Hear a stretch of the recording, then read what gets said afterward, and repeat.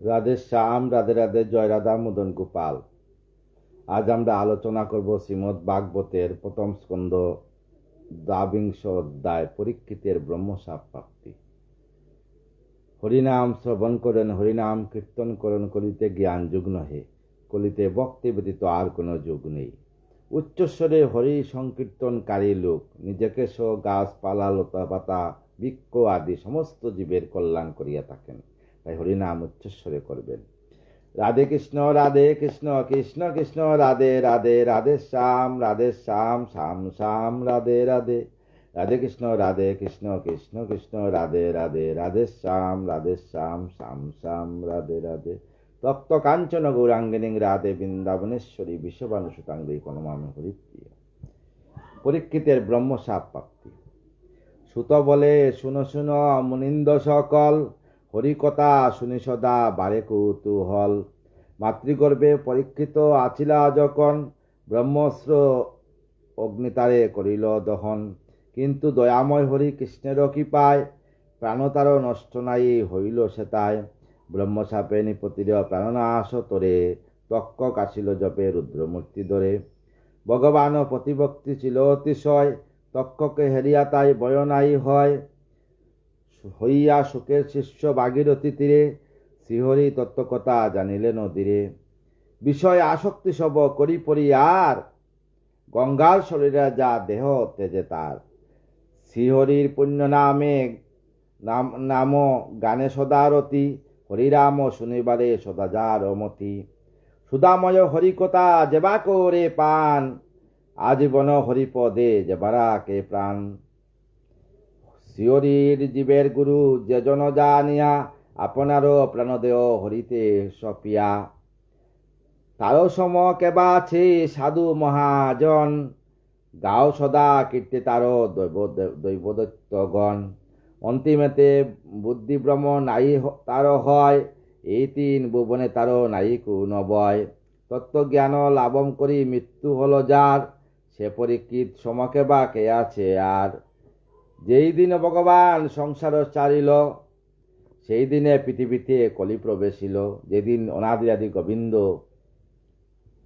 এই সংসার ত্যাগ করিয়া, কারণ যখন নরদেহ নিয়ে আসলে নরদেহ ত্যাগ করতে হবে, ত্যাগ করে যখন উনি গোলকধামে গমন করলেন, সেই দিন কলি আসিয়া প্রবেশ করল। পরীক্ষিতে যতদিনও ছিল নরপতি, ততদিন কিন ছিল কলির শপতি। যতদিন পরীক্ষিত রাজা ছিলেন, ততদিন কলির বল খুব কম ছিল।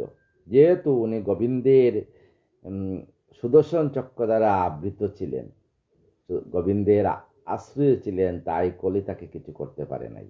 রাজা শাসনে করেছিল বিত প্রাণে, প্রভাব বিস্তার নাই করে সর্বস্থানে। রাজার শাসনে কলি কোথাও তার প্রভাব বিস্তার করতে পারে নাই।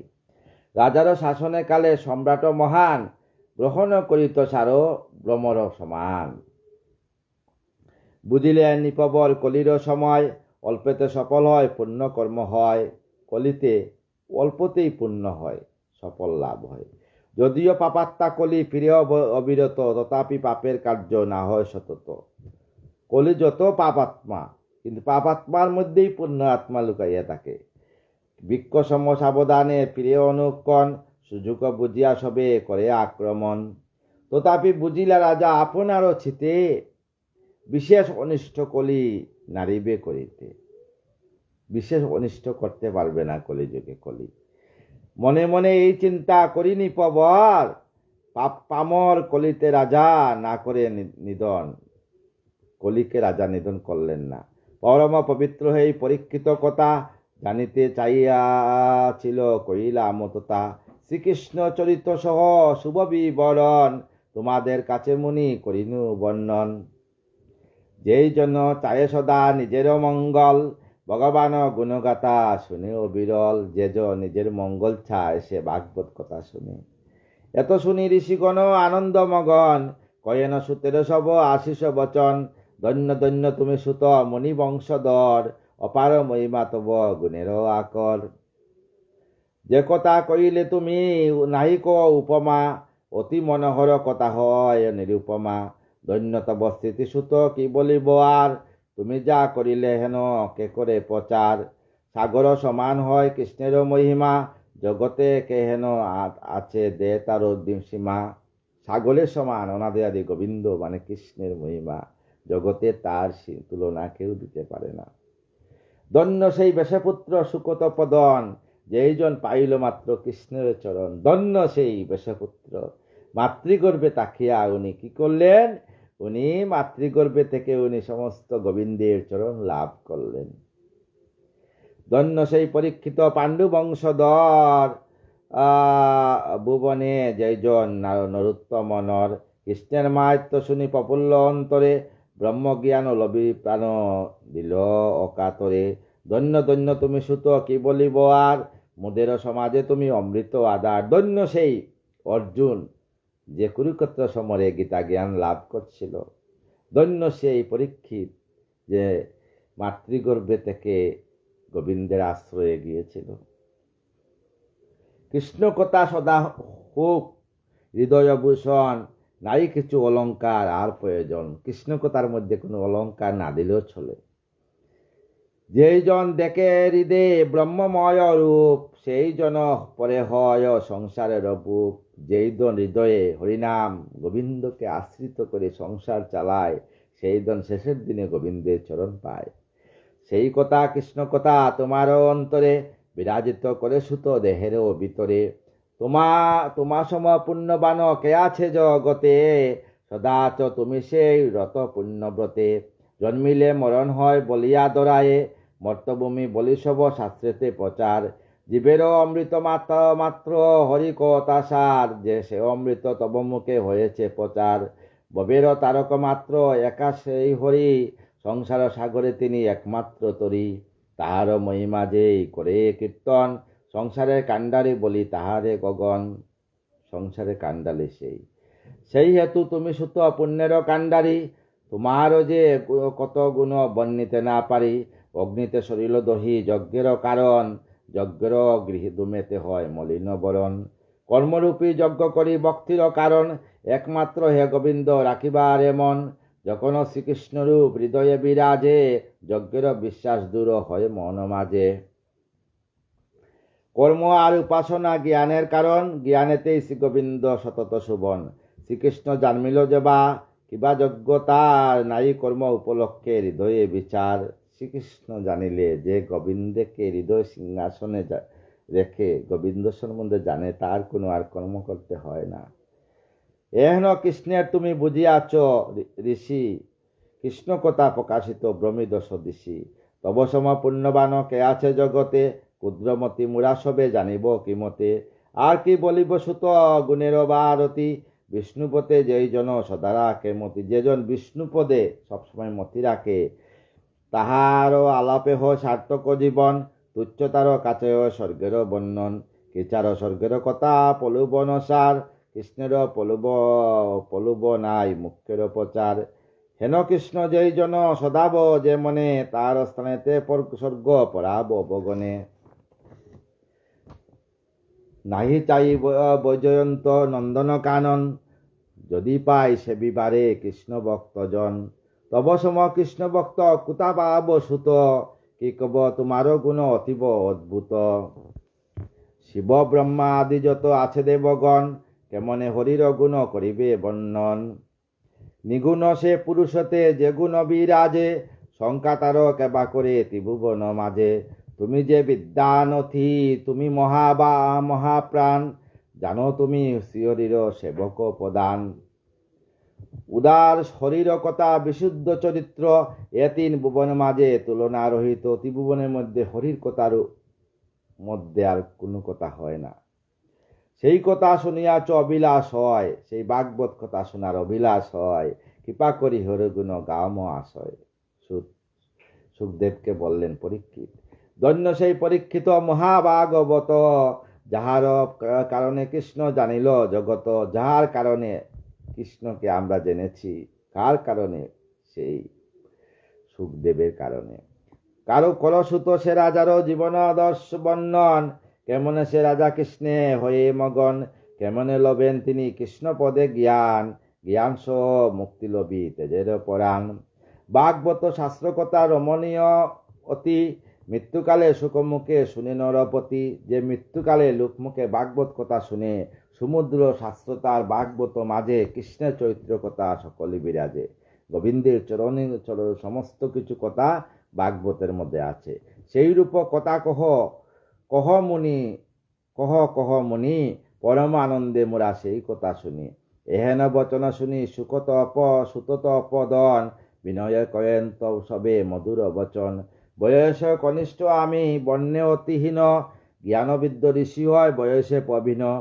আমারও আদর তারা করে অবিরল, জীবন সার্থক তাই জন্ম সফল। নিচকুলে জন্ম বলি মানস আমার, দুঃখের সাগরে মগ্ন ছিল নিবার। রাজলবি ঋষিদের মিষ্ট সম্ভাষণ, দূর হল সেই দুঃখ পল্পিত মন। ভগবান হরি যিনি কৃষ্ণ দয়াময়, সাধু ভক্তের তিনি একান্ত আশ্রয়। কি ক্ষমতা সেজনাই লই মুখে নাম, অনন্ত মহিমা যারে বাবে দরাদাম। তার মহিমা কেবা বর্ণিবারে পারে, সকল জীবতে তিনি রণনির্বিকারে। অনন্ত শক্তি তার নাই তার সীমা, নিজে অনন্ত তিনি অনন্ত মহিমা। এ ভিন্ন মহিমা তার নাই না পারি বর্ণিতে, নাই তার মহাবা উপজয় চিতে। হরির মহিমা কেবা কেমনে বর্ণিব, মানব জনম যায় সার্থক করিব। আদ্যাশক্তি মহালক্ষ্মী যাহার কারণ, সতত উন্মত ব্রহ্মা দিদেবগণ। কমল কানন যার মনোরম স্থান, সেই লক্ষ্মী বদ্ধমূলে প্রাণ করে দান। অনুপম জ্যোতি যার জিনিয়া চন্দ্রমা, কোটি সূর্য চন্দ্র সূর্য নতে অতি মনোরমা। রজক কমল যিনি পদতল শুভা, সান্ধ্য তপন কর শুভে মনলুবা। রাম রম্বা যিনি উরু কিংবা করি কর, নিতম্বে মেদিনী কাপে কবুতরে তর। ক্ষীণকটি হেরি সিংহ বিহারে কাননে, ডুমরু শঙ্কর করে সংকঙ্কিত মনে। নাভি সরোবর মধ্যে সুবিলু রাজি, যেন সে পদ্মের পরে মধুলু পাশাজি। বিশাল উরস যেন নবীন মেদিনী, সুমেরু সমান কুচ সতত শুবিনী। কুম্ভ আসি কণ্ঠে বসে করিয়া সুহাগ, স্থির সাগরতে যেন তরঙ্গের দাগ। তাম্বুলের অগ্রভাগ চিবুকের শোভা, অতীব কোমল পদ্ম কাম মনোলোভা। সেই অতীব কোমল পদ্ম যার কাম মনোলোভা, সেই পদ্মের মধ্যে আমার প্রজাপতি ব্রহ্মা জন্ম নিয়েছিলেন। অদর সহিত যুক্ত অষ্ট মহানিধি, বিমুখে রক্তিম বর্ণে শুভ দিনবিধি। নাসাময় ব্রহ্মরেণু বংশীরস করে, গিদিনী সমান কর্ণ কত সুবাদরে। আকি নীল সরোবর মধ্যে পদ্ম রেখা, তালকা ভ্রমর সহ তায়ে যায় দেখা। দেবতরু সমপত্র শুভে চারিদারে, শুভে দুই কৃষ্ণবুরু কামে মুহিবারে। সপ্তমীর শশীজিনী ললাট ভঙ্গিমা, সতত দহিছে যেন চন্দ্রের গরিমা। নবীন নিরদ সম কৃষ্ণ কেশদাম, বেনিহেরি কালপনি কাদে অবিরাম।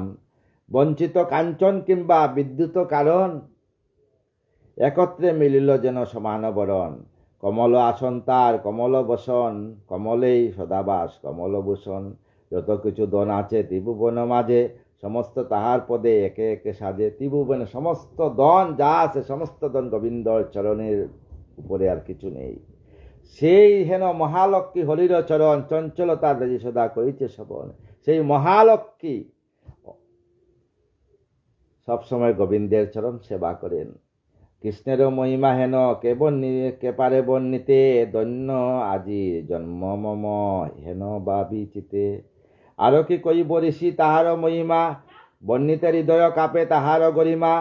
যে পবিত্র বাড়ি লয়ে ব্রহ্মা ভগবান, অর্ঘের রূপেতে শিবে করিল প্রদান। যাহার পরশে দৈন্য হল ত্রিভুবন, শঙ্কর পবিত্র হয় যাহার কারণ। দেবতা বাঞ্ছিত সেই বাড়ি পুণ্যময়, বিষ্ণুর চরণতে বিনির্গত হয়। এতএব মুনি কর অবদান, তিনি ভিন্ন কেহ আর নহে ভগবান। দেহ আদি অভিমান করি পরিহার, সাধুজন হরিভক্ত হয় নিবার। নানা মতে পরমংশ আশ্রমে, আশ্রম পরম অন্তিম কালতে ভক্ত হয় সে আশ্রম। শুনি মুনি সে আশ্রম অতি চমৎকার, অহিংসা উপশম দুই ধর্ম আর। জিজ্ঞাসা করিল সে সেই পরীক্ষিত কথা, দূর হতে জানি আমি কইব বারতা। কইব সবার কাছে যেরূপ শকতি, হরিপদে সদা যেন তাকে সমমাপতি। সবাই আশীর্বাদ করবেন। সুখদেব বললেন যাতে হরিপদে সবের মতি হয়। এই ভাগবত কথা শুনে অনন্ত হরির গুণ কে বর্ণিতে পারে, সীমাহীন শূন্য পক্ষে যেমন বিহারে। সেই রূপ পণ্ডিতেরা যত দূর জানে, বিষ্ণু লীলার কথা ততটা আবেগ কানে।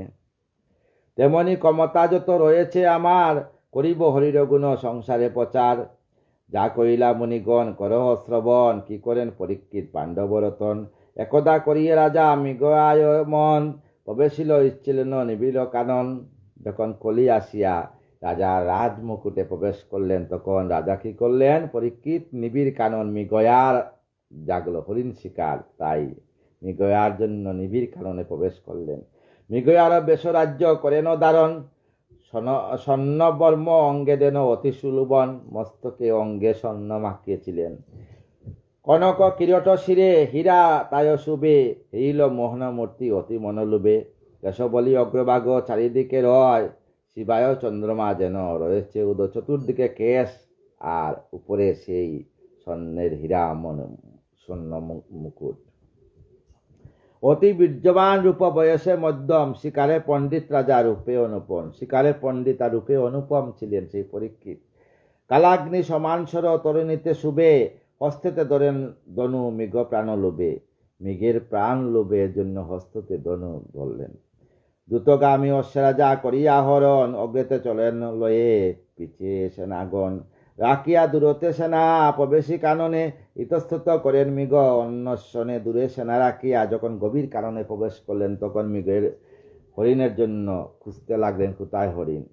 ক্রমে দিবা অবসান অস্ত দিনমণি, ক্ষুধায় তৃষ্ণাট ক্লান্ত হন নিপমণি। দিবা ক্ষুধায় ক্লান্ত হয়ে গেলেন সেই নিপমণি।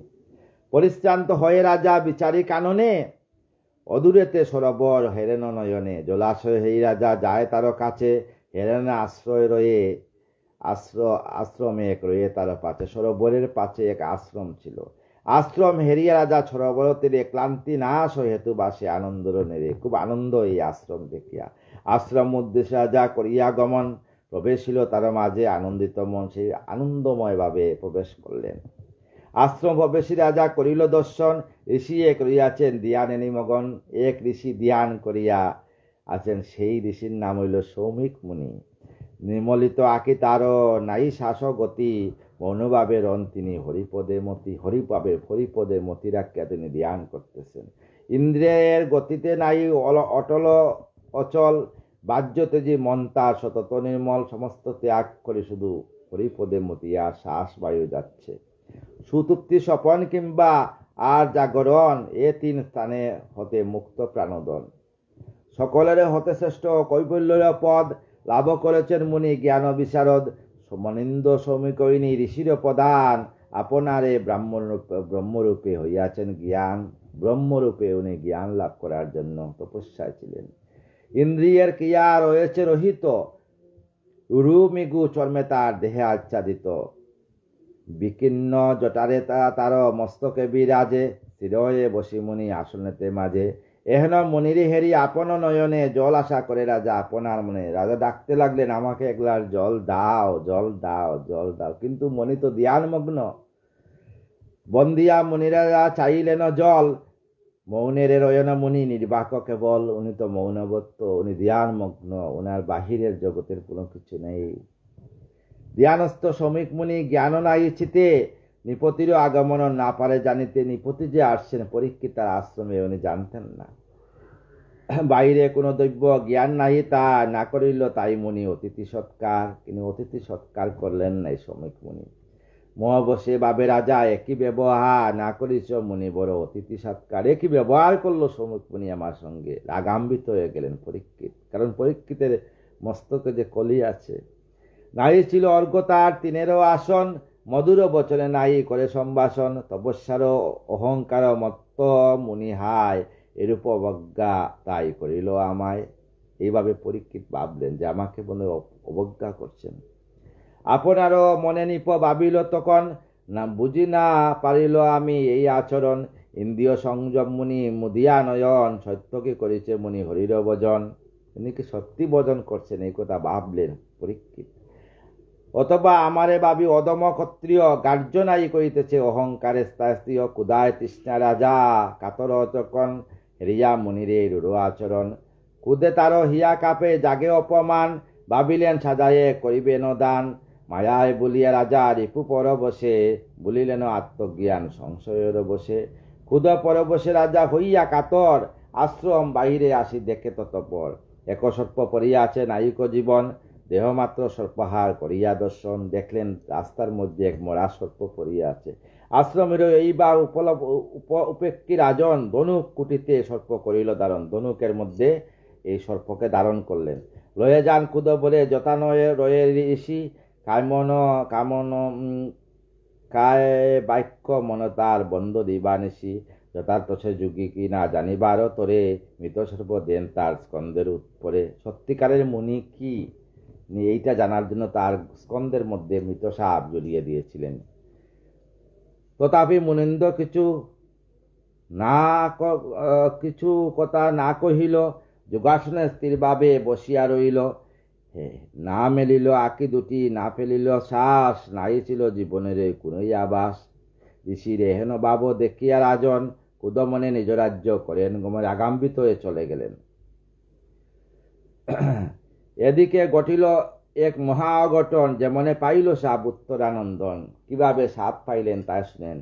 ঋষির কুমার এক আসিয়া তথায়, দেখে মৃত সর্পদুলে ঋষির গলায়। ঋষির কুমার সেই এদৃশ্য হেরিয়া, সৌমিক নন্দন কাছে গেলেন চলিয়া। সিঙ্গি মুনির কাছে গেলেন, সৌমিক মুনির নন্দনের কাছে। সৌমিকের পুত্র ছিল সিঙ্গি তার নাম, বয়সে নবীন কিন্তু অতি গুণদাম। বয়সে কিন্তু নবীন, যেহেতু ব্রাহ্মণ শ্রেষ্ঠ বিরাট গুণী ছিলেন উনি। ক্রীড়াস্থলে তথা গিয়া উপহাস বলে, বলেন কুমার তব পরিহাস করে। আর কেন বিতা সিংহি দেখাও প্রভাব, বুঝা গেছে গুণপনা তব তো প্রভাব। কি বলিব তব কথা, শুনি হাসি পায়, মৃত সর্প দুলে তাব পিতার গলায়। দেখেছো তোমার পিতার গলায় সেই মৃত সর্প ঝুলিয়েকে চলে গেছে। যেজন তোমার গুরু সর্প তার গলে, বিতায় বড়াই তুমি কোন কর চলে। তুমি বিতায় বড়াই করছো সিঙ্গিমুনি, দেখছো তোমার পিতার গলায় সাপ ঝুলিয়ে চলে গেছে। এহেন বচন শুনি সৌমিক নন্দন জিজ্ঞাসা করেন তারে ইহার কারণ। জিজ্ঞাসী হয়ে তবে ঋষির কুমার পরীক্ষিত ব্যবহার করেন উপচার। শুনলেন এটা পরীক্ষিত, এই সাপ ঝুলিয়ে দিয়ে গেছে। ক্ষত্রিয় দর্পসপের সকন্যতে শুনি কইলেন কুদবরে সিঙ্গি মহামুনি। রাগ করে তখন বললেন, প্রজা পালনকারী যত নিপগণ, দেখো দেখো তাদেরও হীন আচরণ। অদম ক্ষত্রিয় গণে যত বিপ্রগণ, গৃহরক্ষকের কাছে করে নিয়োজন। কুকুর সদৃশ্য সেই দ্বারে নিয়োজিত, গৃহেতে প্রবেশ তার না হয় উচিত। শ্রীকৃষ্ণ গেছেন চলি চারিয়া সংসার, তাই বুঝি এত স্পর্ধা ক্ষত্রিয় রাজার। রাগাম্বিত এ সিংহী বলছেন যে অনাদিরাদি গোবিন্দ কৃষ্ণ যখন চলিয়া গেছেন, তাই রাজার এই ব্রাহ্মণের প্রতি এত ব্যবহার, খারাপ ব্যবহার চলে আসছে। হের প্রভাব মোর বয়স্য সকলে, ক্ষত্রিয়ের গর্ব করব করি তপ বলে। মহামুনি মম পিতা নাই জানি তারে, সর্পতার স্কন্ধে দে কোনো বা বিচারে। ও রাজ্যের প্রতি কি বয় আমার, ঋষিজন প্রতি তার কি ব্যবহার। এই কথা বলি সিংহী অতি কুদবরে, কৌশিক নদীর জলে আসমন করিয়া। তারপর ঋষবরে দিলা অভিশাপ, যেই কুলাঙ্গার এই করিয়াছে পাপ। যে কুলাঙ্গার আমার পিতার গলে সাপ দিয়েছে, আমার পিতারে যেই করে অপমান, সপ্তাহে তক্ষক তারে হরিবে পরাণ। এক সপ্তাহের মধ্যে তক্ষক সাপ তাকে দংশন করবে। অতঃপর সিংহমণি লয়ে সঙ্গী জনে, দাইয়া আইল যথা পিতার যোগাসনে। যথার্থ দেখিয়া গলে দুলে মৃত ওহি, কাতর দহিল হৃদি সেই স্থানে রহি। জনকের অপমান না পারি সহিতে, উচ্চস্বরে লাগিলেন কন্দন করিতে। পুত্রের বিলাপ ধ্বনি করিয়া শ্রবণ, ধীরে ধীরে মুনিবর মেলিলা নয়ন। মৃত সর্প হেরিয়ে এক নিজ গল দেশে, ভূমিতে নিক্ষেপ তারে করে অবশেষে। চৈতন্য পাইয়া ঋষি হেরেন সম্মুখে, কাঁদিয়াছে কুমার তার সকাতর দুঃখে। দেখেন আমার সিংহী কাঁদতেছে, কুমারে কাতর হেরি জিজ্ঞাসন মুনি, কি কারণে কাঁদ পুত্র, বিবরণ শুনি। বলো বলো কোন দুঃখ কাঁদিছ কুমার, কেন বুঝি অপমান করেছে তোমার, কেউ কি তোমার অপমান করছে? পিতার বচন শুনি মুছিয়া নয়ন, সিংহী তারে সবিস্তারে সব বিবরণ সৌম্যমুনিকে বললেন। পিতার নিকটে ধীরে বলিল কুমার, পরীক্ষিত গলে দিল সর্প যে তোমার, তাই আমি সাপিলাম পাণ্ডুকুলাঙ্গারে, তক্ষক বদিবে তারে সপ্তাহ মাঝারে। তাই অভিশাপ দিয়েছি বাবা, 1 সপ্তাহের মধ্যে তাকে তক্ষক দংশন করবে। হেন কথা শুনি ঋষি ক্রুদ্ধ হয়ে মনে, পুত্রের তিরস্কার করে তবে কর্ত করেন আপনে, পুত্রকে গালাগালি দিতে লাগলেন। তিরস্কার তুমি কেন করছো? তুমি একজন ব্রাহ্মণ সন্তান, তুমি কেন অভিশাপ দিয়েছ? কোন ধর্ম বলে পুত্র সাপিলে রাজনে, সাধু রাজা কোন কালে দণ্ডেরও বাজনে। হায় হায় পুত্র তুমি কি কাজ করিলে, লঘু অপরাধ নিপে গুরুদণ্ড দিলে। ছোট অপরাধের জন্য এত বড় দণ্ড দিলে তুমি পরীক্ষিতকে। রাজারে দিয়াছ তুমি গুরু অভিশাপ, এর ফলে হবে তব অতি গুরু পাপ। বুদ্ধি তব পরিপক্ক নয় কদাচন, অতীব গর্বিত কার্য করিলে নন্দন। মানবের মাঝে রাজা সাক্ষাৎ দেবতা, বিষ্ণুতুল্য হয়ে রাজা জানো সে কথা। জানো রাজা যে বিষ্ণুতুল্য, তাকে তুমি অভিশাপ দিয়েছ। সাধারণ জীব তুল্য যে বাব রাজারে, সেই অতি হীনমতি পৃথিবীর মাজারে। বহু কষ্টে তপমাত্র শিখিলে কুমার, নাই কিছু শিখিলে যে তার ব্যবহার। বহু কষ্টে তুমি তপ শিখছো, জপ শিখছো, কিন্তু তার ব্যবহার করতে জানলা না সিংহী। মহাজ্ঞানী মহারাজ নয় সাধারণ, সাপিলে তাহার পুত্র বলো কি কারণ। রাজা না রহিলে রাজ্য দস্যুরা বলেতে, গৃহস্থের সর্বদন হরিবে চলেতে। রাজা যদি থাকেন না পরীক্ষিত, তাহলে দস্যুরা সমস্ত ধন হরণ করে নেবে, আমাদের যে ব্রাহ্মণের ব্রহ্মত্ব থাকবে না। রাজার প্রতাপে যারো যত প্রজা বল, নির্ভয়ে রাজ্যর বাস করে অবিরল। রাজরূপী নারায়ণ নাই রয়ে যদি, দস্যুতা চর্য বৃদ্ধি পায় নিরবধি। রক্ষকের অভাবেতে জলদেরও পায়, প্রজাগণ নষ্ট হয় না তাকে উপায়। প্রজাগণ নষ্ট হয়ে যাবে, তাই তুমি এক কাজ করলে অভিশাপ দিলে। সামান্য নিপতি নয় পরীক্ষিত বীর, বিষ্ণুরূপে রাজ্য শাসে সেই পৃথিবীর।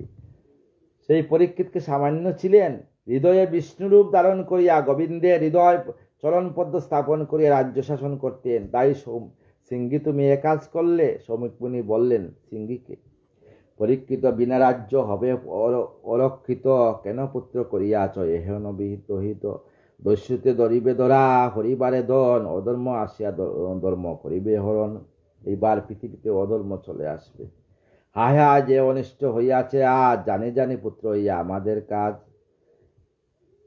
পরস্পরে করিবে সংহার, একে অন্যের উরবাক্য করিবে এবার। কেউ বা হরিবে পশু, কেউ অর্ধ নারী, কেউ বা হারাবে সব হইয়া ভিখারি। কেউ অর্ধ নারীকে, গড়ের নারীকে টেনে নেবে, কেউ আবার কি করবে, পশুকে হরণ করবে। ভালোভাবে কেউ স্ত্রীপুত্র নিয়ে থাকতে পারবে না ঘুর কলিকালে। শাস্ত্র সব লুপ হবে, প্রজা হবে রাজা। রাজ্য সমস্ত শাস্ত্র লুপ হয়ে প্রজা রাজা হবে। রাজা হয়ে নিজের খুশি মতো রাজ্য চালাবে। শূদ্রেতে ব্রাহ্মণ হবে, মূর্খে দিবে সাজা। শূদ্ররা কি করবে, পৈতা নিয়ে ডুপ্লিকেট ব্রাহ্মণ হয়ে সত্যিকারের ব্রাহ্মণকে সাজা দেবে। এই লঘুর কলিকাল।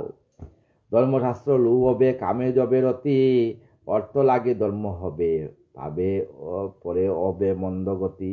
কুকুর বানর সম হবে যত নর, জাতিনাশ হবে ক্রমে বন্যের ছত্র। জাতিনাশ হবে, সব ঠিক থাকবে না, সব নষ্ট হয়ে যাবে। যাহারও অভাবে এই অনর্থ গঠন, তারে অভিশাপ কেন দিলে অকারণ। কেন তাকে অভিশাপ দিয়েছ পুত্র? রাজ চক্রবর্তী সেই নিপপরীক্ষিত, পালন করিয়াছে প্রজা ধর্মের সহিত। পরম যশস্বী তিনি ভক্তিপরায়ণ, অশ্বমেধ যজ্ঞ আদি করে সম্পাদন। তিনি ভক্তিপরায়ণ, অশ্বমেধ যজ্ঞ করেন। আর সেই ঋষিকে তুমি অভিশাপ দিয়েছ সিংহী, বলিয়া সৌমিক মুনি কেঁদে কেঁদে আকুল হয়ে গেলেন। তৃষ্ণায় আকুল রাজা বিশ্রাম কারণ, আমারও আশ্রমে তার হয় আগমন।